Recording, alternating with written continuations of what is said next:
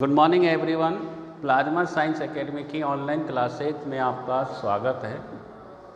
BSc second year में coordination compound आज complete हो जाएगा, मतलब एक यूनिट अपनी पूरी कंप्लीट हो जाएगी। नोट्स मैंने आपको पीडीएफ फाइल के रूप में सेंड कर दिए हैं। देखिए, एक क्वेश्चन और आता है, बर्नर सिद्धांत को समझाइए और इसकी पुष्टि कीजिए। तो देखिए, बर्नर सिद्धांत, बर्नर थ्योरी। बर्नर एक वैज्ञानिक का नाम है जिसने कोऑर्डिनेशन कंपाउंड के लिए अपना सिद्धांत दिया था। बर्नर सिद्धांत के अंदर बताया गया है कि जैसे अपन ने इसी कॉम्प्लेक्स की बात करें तो जैसे यहाँ अपन ने लिख दिया CONH3 5Cl और Cl2, माना मैंने ये एक सूत्र लिख दिया, ठीक है। तो बर्नर सिद्धांत ये कहता है कि ये जो वर्गाकार कोष्ठक है, कौन सा, ये वाला, यहाँ से लेकर यहाँ, ये है वर्गाकार कोष्ठक, ये है संकुल। ये क्या कहलाएगा, संकुल कहलाएगा, या इसको ये मान लो समन्वयी मंडल कहते हैं, समन्वयी मंडल। और ये जो अपना, ये कहलाएगा अपना आयनिक मंडल।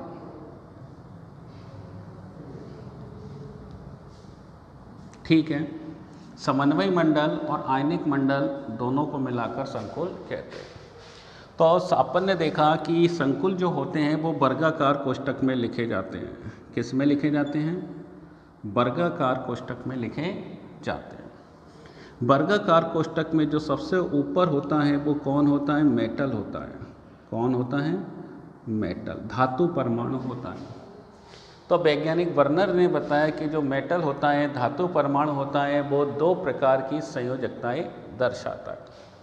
वो दो प्रकार की संयोजकताएं कौन कौन सी होती हैं, एक होती है अपनी प्राथमिक,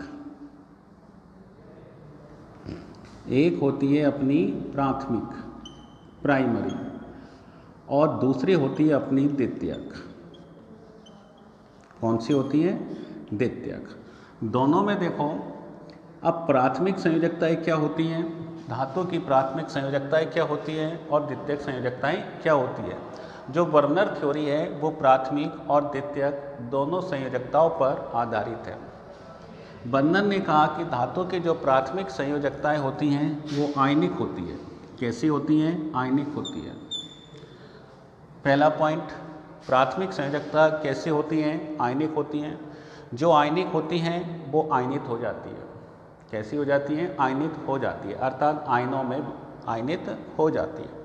जैसे यहाँ अपन ने बात करी Cl2, तो ये आयनित हो जाएगी और आयनित होकर कितने क्लोराइड आयन देगी अपन को, 2 Cl माइनस आयन।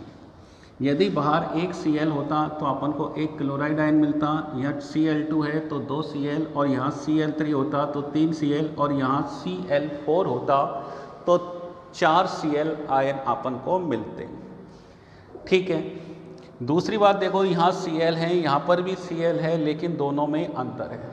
एक वर्गाकार कोष्ठक में है और एक वर्गाकार कोष्ठक के बाहर है। फिलहाल अपन जो बात कर रहे हैं, ओनली अपन आयनिक प्राथमिक संयोजकता की बात कर रहे हैं, जो आयनिक प्रकृति की होती है, अर्थात आयनों में विभाजित हो जाती है।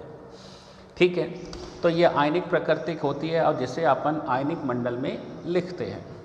दूसरी बात ये कि ये ऋण आयनों के द्वारा संतुष्ट होती है। किसके द्वारा संतुष्ट होती है, ऋण आयनों के द्वारा ही संतुष्ट होती है। और तीसरी बात ये है कि इन्हें जब अपन कॉम्प्लेक्स का या संकुल यौगिक का जब अपन सूत्र लिखते हैं तो इन्हें टूटी हुई रेखाओं के द्वारा दर्शाते हैं। कौन सी रेखाओं के द्वारा दर्शाते हैं, यहाँ देखो, टूटी हुई रेखाओं के। यहाँ मैंने Cl को 3 टूटी हुई रेखाओं से दर्शा रखा है, तो इसका मतलब ये हुआ कि ये जो 3 Cl हैं वो आयनिक प्रकृति की होती है, अर्थात 3 क्लोराइड आयनों में विभाजित हो जाएगी।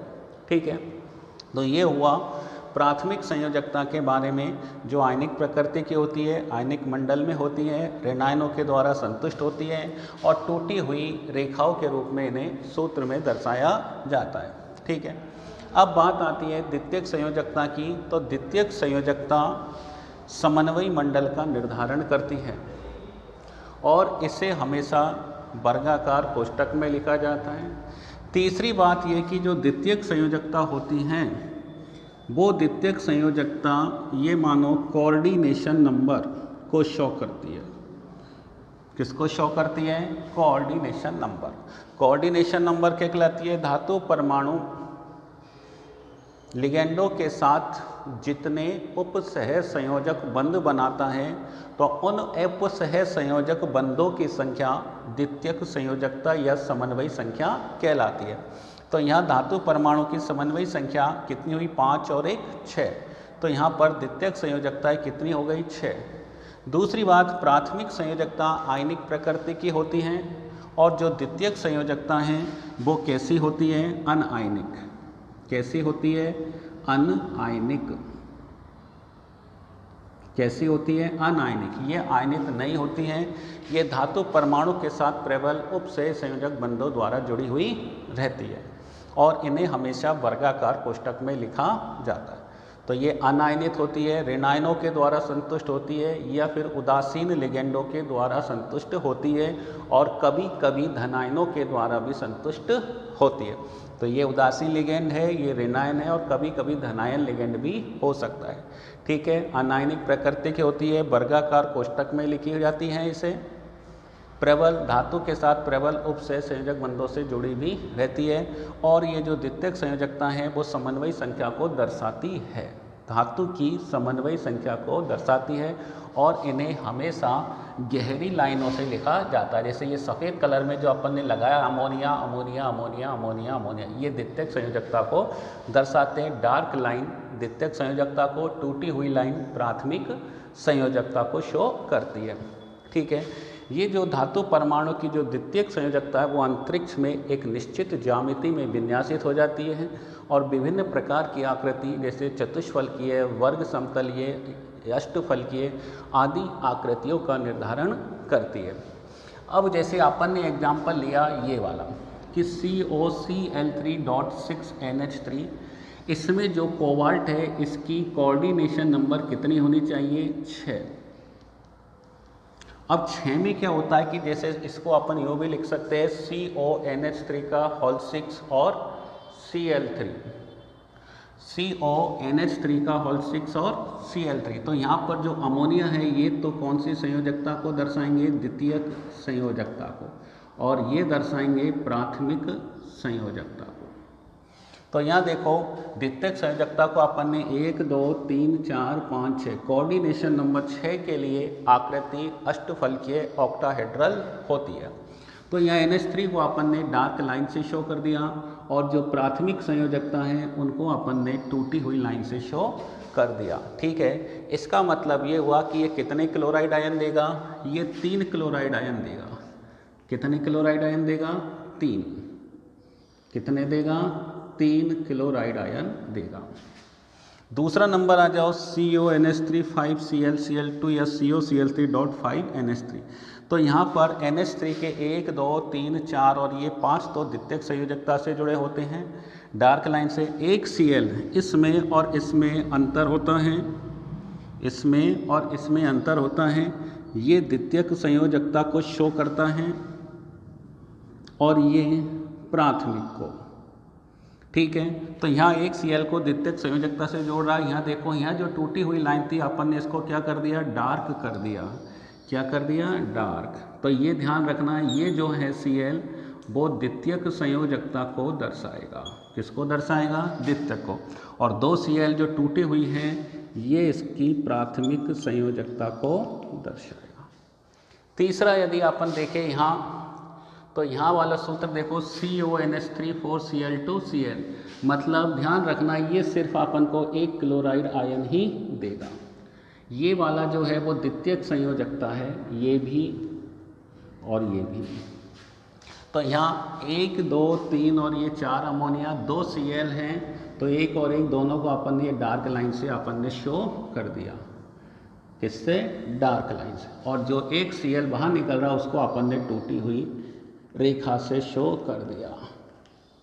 और इसमें देखो जैसे अपन ने CONH3 का होल थ्राइस Cl3 या COCl3 डॉट 3NH3, तो 3NH3 को डॉट से, और जो ध्यान रखना जो आयनिक था फर्स्ट में अपन ने देखा 1 2 3, तो यहाँ 1 2 3 था, उनको अपन ने किससे कर दिया? डार्क से। डार्क से मतलब है ये द्वितीयक संयोजकता हो गई। कौन सी संयोजकता है ये? द्वितीयक संयोजकता है ये भी और ये भी। इसका मतलब क्लोराइड आयन जो मिलेंगे वो नहीं मिलेंगे, क्लोराइड आयन अपन को नहीं मिलेंगे। ठीक है, तो ये अपना बर्नर सिद्धांत है।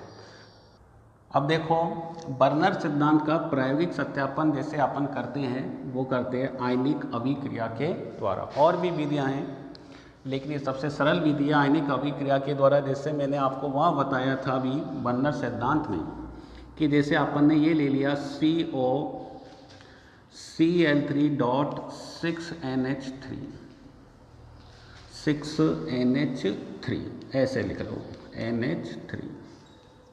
ठीक है, इसकी अभिक्रिया अपन ने किससे कराई? AgNO3 से।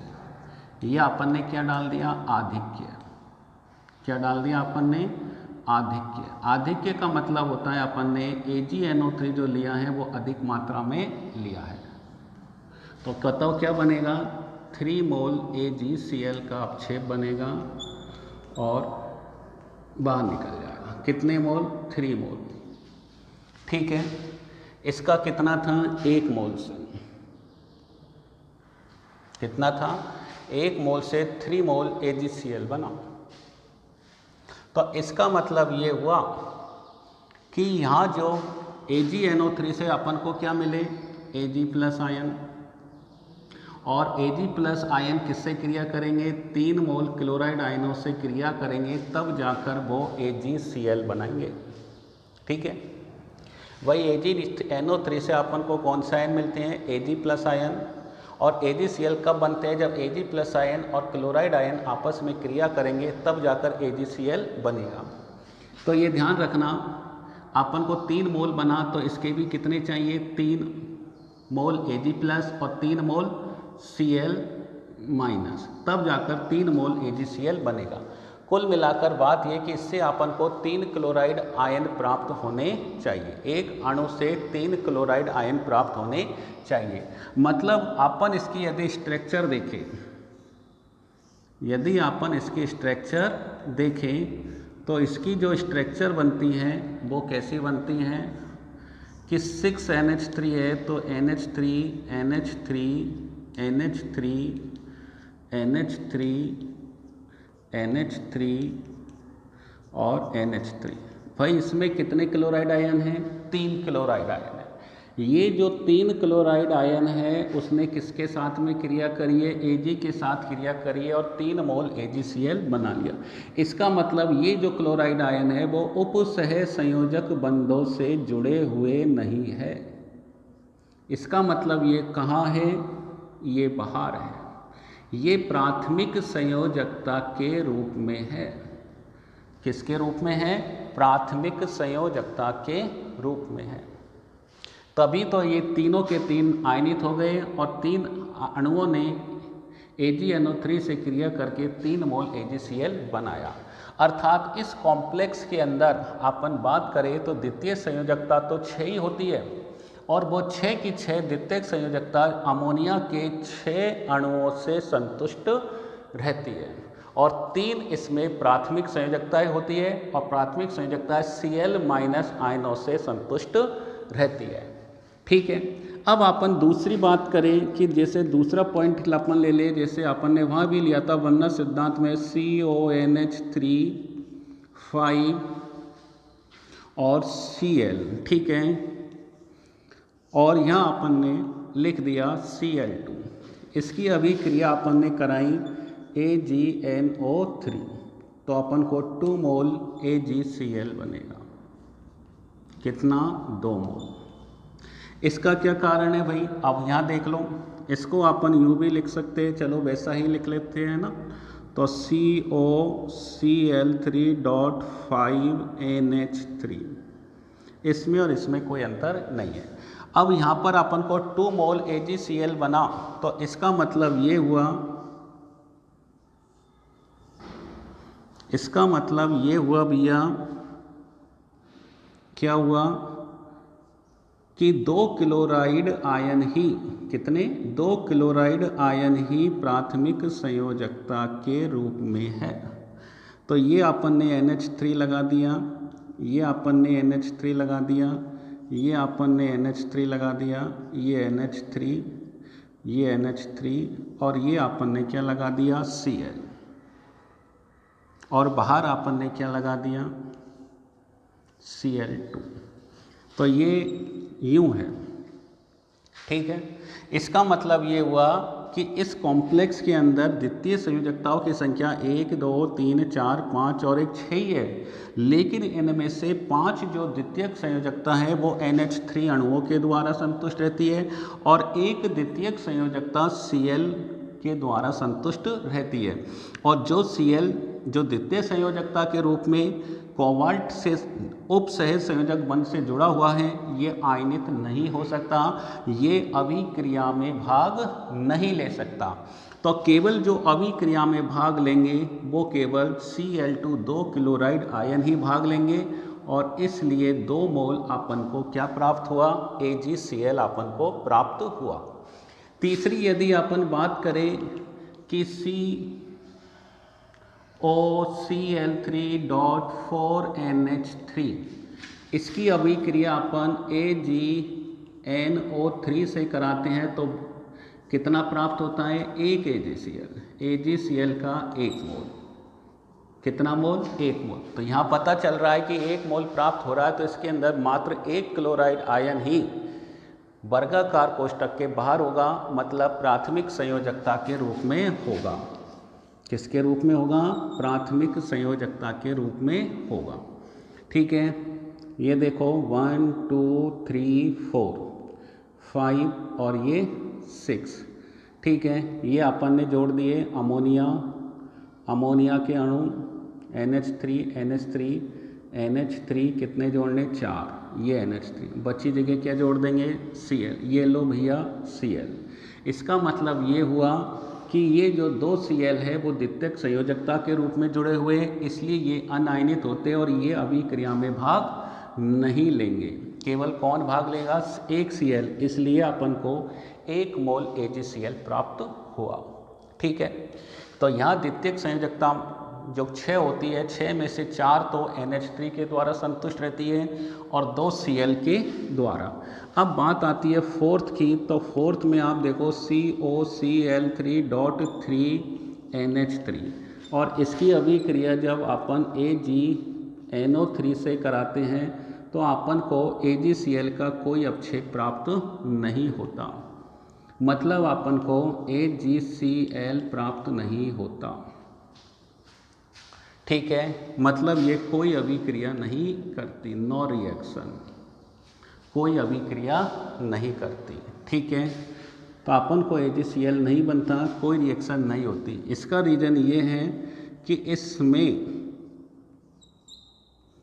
इसमें वही पहले तो देख लो, 3 है तो NH3, यहाँ कैसे भी जोड़ लो, NH3 इधर जोड़ लो चाहे इधर जोड़ लो, कोई फ़र्क नहीं पड़ता, ठीक है। 3 तो NH3 और 3 Cl, ये लो।